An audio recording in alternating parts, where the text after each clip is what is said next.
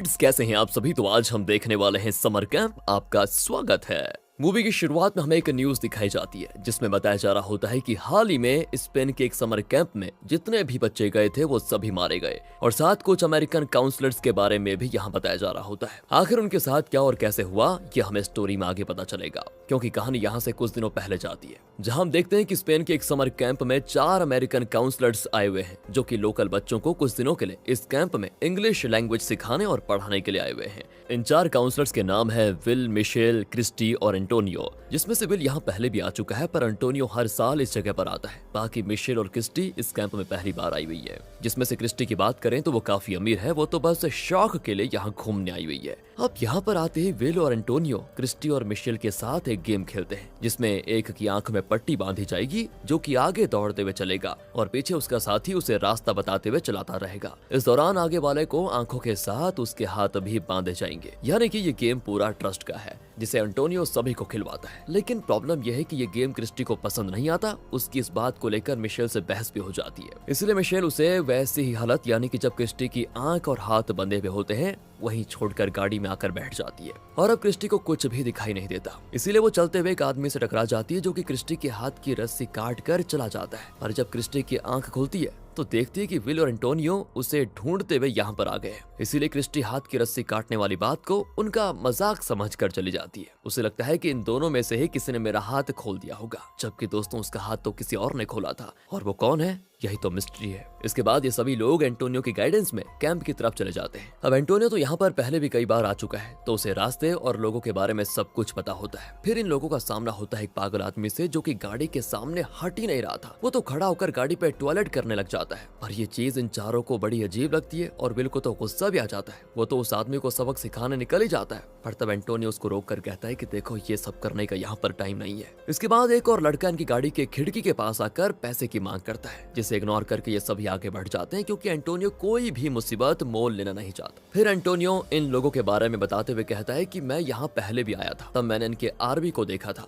ये बस पूरे दिन नशा वगैरह करते रहते हैं, यहाँ तक कि जो पानी कैंप में आता है ना उसकी पाइपलाइन के साथ भी इन्होंने छेड़खानी की थी, तब से उसमें पानी नहीं आ रहा है। और ये सारी बातें सुनकर क्रिस्टी फिर से अपसेट हो जाती है क्योंकि उसे ऐसी जगह रहने की आदत ही नहीं थी और अब बताओ नहाने के लिए पानी भी नहीं होगा। ये बात तो उसका और दिमाग खराब कर देती है। हालांकि उसे मिशेल कैंप में पहुंचने के बाद समझाती है कि देखो सब ठीक हो जाएगा, हमें फिर एक दूसरे के साथ अच्छे से रहना होगा और इस तरह इनकी फिर से दोस्ती हो जाती है। कैंप पहुंचने के कुछ देर के बाद मिशेल को अकेला बाहर बैठा देखकर एंटोनियो उसके पास जाता है और यहाँ के बारे में उसे सारी बातें बताता है। साथ ही वो मिशेल से ये भी कहता है कि पिछली बार जब विल यहाँ पर आया था ना तब उसका एक साथ 2 लड़कियों के साथ चक्कर चल रहा था, इसलिए मैं तुम्हें ये कह रहा हूँ कि उससे बस दूर रहना, क्योंकि उस समय इस बात की वजह से काफी बवाल भी हुआ था। साथ ही वो मिशेल को यहाँ का पार्क दिखाने लेकर जाता है जहाँ काफी सारे जानवर जैसे कि खरगोश, बकरी वगैरह होते हैं, साथ में 2 कुत्ते भी हैं। अब इस जगह का केयर टेकर है जेवियर, जो एंटोनियो को बताता है कि दोनों में से जो फीमेल डॉग है उसे ना जाने क्या हो गया है, पता नहीं किस तरह का बिहेव कर रही है,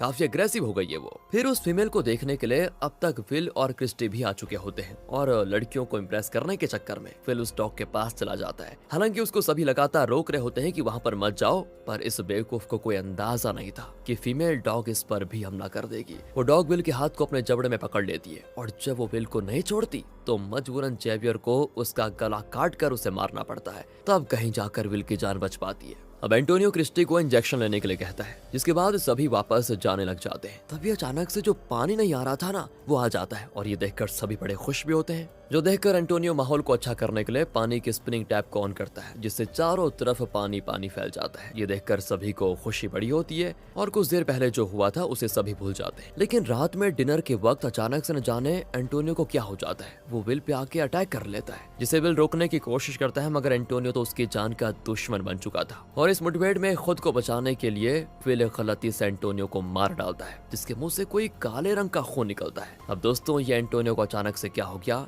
ये विल की तरह हमें भी समझ नहीं आता, क्योंकि अगर ये उस फीमेल डॉग की वजह से हुआ होता तो एंटोनियो को नहीं तो विल को होना चाहिए था, जो भी हुआ होता। फिलहाल कहानी में आगे बढ़े तो इन दोनों के बीच की लड़ाई के दौरान होने वाली आवाज को सुनकर क्रिस्टीन की तरफ देखने के लिए आती है कि क्या हुआ। तभी वो विल के हाथ में हथियार और सामने एंटोनियो की लाश देखकर समझ जाती है कि बस विल ने एंटोनियो को मार डाला यहाँ विल उसे समझाने की बहुत कोशिश करता है, लेकिन क्रिस्टी उसकी एक नहीं सुनती और वहाँ से भाग जाती है सीधा मिशेल के पास। वो मिशेल को जल्दी से गाड़ी चालू करने के लिए कहती है, साथ ही जो उसने देखा वो बता देती है। मिशेल की कुछ समझ नहीं आ रहा था, पर फिर भी वो गाड़ी चालू कर देती है। मगर तभी गाड़ी की विंडो को आकर विल नॉक करता है। वो कहता है कि समझने की कोशिश करो, मैंने कुछ नहीं किया। लेकिन क्रिस्टी बुरी तरह चिल्लाते हुए मिशेल को चलने के लिए कहती है कि अभी चलो फौरन। जो क्रिस्टी की बात मानकर गाड़ी स्टार्ट करके बढ़ा देती है और विल को दोनों छोड़कर आगे निकल जाती है। अब आगे रास्ते में अचानक से मिशेल की आंखों में पोलन चला जाता है, जिस कारण वो थोड़ी देर के लिए अपनी आंखें मिलने लग जाती है। फिर खुद को संभालते हुए गाड़ी चलाती है, मगर अगले ही पल न जाने मिशेल को क्या हो जाता है। वो मुंह से एंटोनियो की तरह ही काला काला खून निकालने लग जाती है और फिर अचानक से क्रिस्टी पर हमला। उसके हमले को देखकर तो लगता है कि वो क्रिस्टी को पूरी तरह जान से मार डालना चाहती है। मिशेल के मुंह से काले रंग का खून निकल रहा होता है और वो पागलों की तरह क्रिस्टी को खत्म कर देना चाहती है, पर क्योंकि मिशेल ने सीट बेल्ट पहनी हुई थी,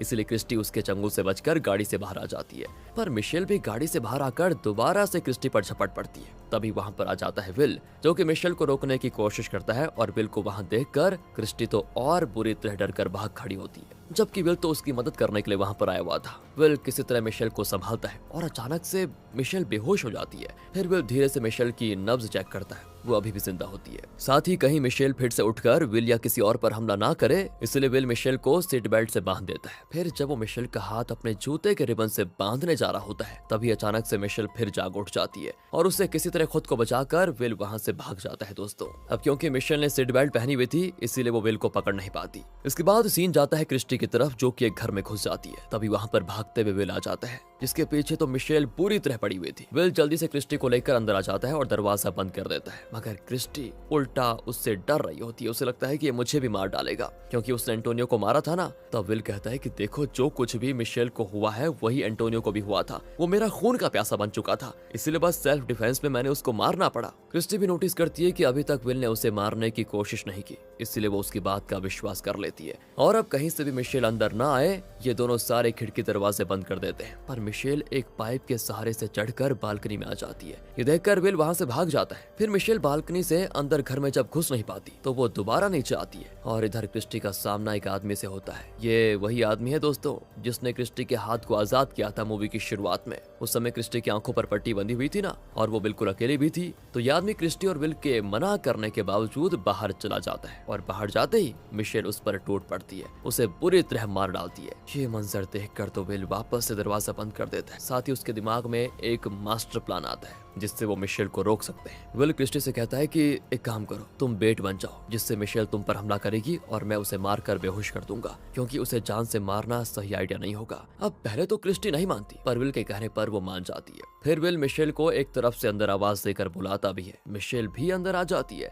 जिसके सामने होती है क्रिस्टी। मिशेल सीधे भागती है क्रिस्टी की तरफ और क्रिस्टी खुद को एक कमरे में बंद कर लेती है। लेकिन तभी मिशेल को फिर न जाने अचानक क्या होता है, वो एकदम से नॉर्मल हो जाती है और दूसरी तरफ से जाकर वो क्रिस्टी से पूछने की कोशिश करती है कि अभी अभी यहाँ पर क्या हुआ था। पर क्रिस्टी तो बहुत ही डरी भी होती है, वो मिशेल से और ज्यादा घबरा जाती है। मगर मिशेल के इस बदले रूप को विल ने नोटिस कर लिया था। हालांकि क्रिस्टी मिशेल को अंदर रूम में बंद कर देती है। साथ ही वो विल पर भी गुस्सा करती है कि तुमने मुझे बचाया क्यों नहीं। विल कहता है कि मुझे मिशेल अब नॉर्मल लग रही है। इसी बीच मिशेल दरवाजे को पीटते हुए चिल्लाई जा रही होती है और कहती है कि विल, क्रिस्टी को कुछ मत करना, कुछ नहीं करना उसे। पर विल उसे अभी बंद रखने का फैसला करता है, क्योंकि ना तो मिशेल को कुछ याद था कि उसने कुछ देर पहले क्या किया, और ना ही विल की कुछ समझ में आता है कि ये क्या हुआ। क्रिस्टी की बात करें तो वो सिर्फ खुद के बारे में सोच रही है, फिर चाहे कोई मरे या जिए। इसके बाद विल सीधा क्रिस्टी के पास उसे समझाने चाहता है। वो क्रिस्टी को हिम्मत देता है और यहाँ से निकलने की कोशिश करने के लिए कहता है कि सुनो, यहाँ कहीं नेटवर्क नहीं है, पर अगर तुम किसी नेटवर्क में आकर पुलिस को इन्फॉर्म कर दो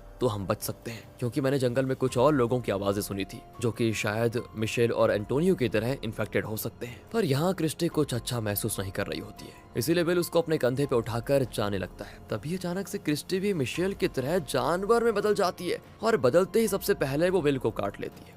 इस कारण विल तो उसको उठाकर पटक देता है। लेकिन अब क्रिस्टी बदल चुकी थी, जो कि उठकर विल के पीछे आ जाती है। तभी उसे मिशेल की आवाज आती है, जो कि ड्रिलिंग मशीन से दरवाजे का लॉक तोड़ने की कोशिश करती है, पर लॉक खुलता ही नहीं। इधर क्रिस्टी को उसकी तरफ आते हुए देखकर विल क्रिस्टी को धक्का देकर मिशेल को निकालने जाता है। वो पैर से दरवाजे को तोड़ने की कोशिश कर रहा होता है, पर मिशेल उसे किलर समझकर उसके पैर पर ड्रिलिंग मशीन से वार कर देती है, जिससे विल को बहुत दर्द होता है और इन सब में उसका चश्मा भी टूट जाता है, जिस कारण उसको दिखाई नहीं देता अच्छे से। और मिशेल जब दोबारा विल पे वार करने आती है तो उसे विल रोककर सब कुछ बताता है, सिवाय इसके कि बाहर एक आदमी मरा पड़ा है और उसे मिशेल ने ही मारा था कुछ देर पहले। इसी बीच शैतान बनी क्रिस्टी वहां पर आ जाती है, जिसको देखकर मिशेल घायल विल को लेकर भाग जाती है और ये लोग भागते हुए उसी एनिमल फार्म में पहुंचते हैं जो कि मिशेल को एंटोनियो ने दिखाया था। लेकिन यह फार्म को हर तरफ से लॉक करने के बाद विल और मिशेल ये सोचने लग जाते हैं कि आखिर हमारे साथ ये हो क्या रहा है। इसी बीच विल के पैर में मिशेल बैंडेज करती है और विल पानी भी पीता है। तभी वो देखता है कि चारों तरफ यहाँ पर पॉलेंस ही है, तो उसे लगता है कि ये पॉलेंस की वजह से हो रहा है क्योंकि उसे एक इन्फेक्टेड डॉग ने काटा था। पर विल को तो कुछ हुआ नहीं ना, ये बड़ी प्रॉब्लम है। अब ये चेक करने के लिए कि ये पॉलेंस की वजह से हो रहा है या फिर नहीं,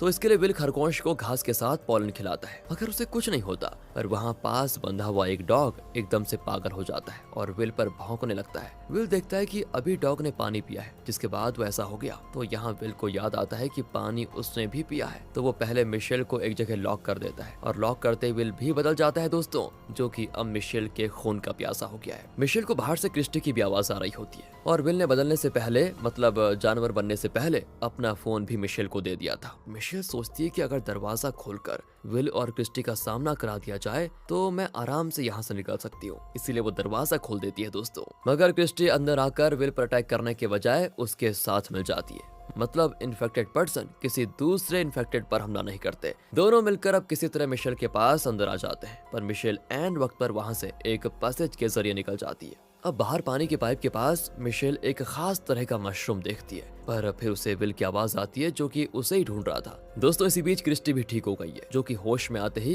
विल का ये रूप देखकर चुपचाप दूसरे रास्ते से निकल जाती है। इधर मिशेल 911 पर कॉल लगाती है पर फोन नहीं मिलता। फिर वो किसी तरह जेबर को लगाकर सब कुछ बताती है। वो कहता है कि मैं अभी वहां पर आता हूँ, तुम चिंता मत करो। मिशेल अपनी माँ से भी बात करती है। इसी बीच अचानक 911 की तरफ से मिशेल को बैक कॉल आ जाता है, जिसकी आवाज सुनकर विल उस तरफ आ जाता है। तभी विल को आता हुआ देखकर मिशेल मोबाइल दूसरी ओर फेंक देती है, जहां क्रिस्टी छुपी बैठी थी, और क्रिस्टी को देखकर विल उसके पीछे पड़ जाता है। अब क्योंकि दोस्तों क्रिस्टी एकदम ठीक थी, तो क्रिस्टी भागते हुए एक जगह जाकर छिप जाती है। विल का, जैसे कि मैंने आपको बताया, चश्मा टूट चुका था, इसलिए उसे कुछ भी दिखाई नहीं देता। मगर उसी वक्त वहां पर जेबर आ जाता है, जिसे देखते विल उस पर टूट पड़ता है। अब इनको मिशेल लड़ता हुआ देखती है कि तभी पीछे से क्रिस्टी आ जाती है और एक दूसरे को खतरा समझकर दोनों लड़ने लग जाती है। हालांकि कुछ देर के बाद उनकी ये गलतफहमी दूर हो जाती है। इसी बीच जेबर को मारने के बाद विल भी ठीक हो जाता है, जो कि होश में आते ही पूछता है कि जेबर को किसने मारा। जवाब में मिशेल कहती है कि मैंने मारा इसे। अब क्योंकि तुम भी ठीक हो तो तुम्हें किसी तरह हाईवे रोड ढूंढकर यहाँ से निकलना होगा, और याद रखना, ना तो हमें पानी पीना है और ना ही उसके संपर्क में आना है। तीनों अब साथ में आगे बढ़ जाते हैं। इन लोगों को आगे जाने पर एक बड़ी सी आरवी मिलती है।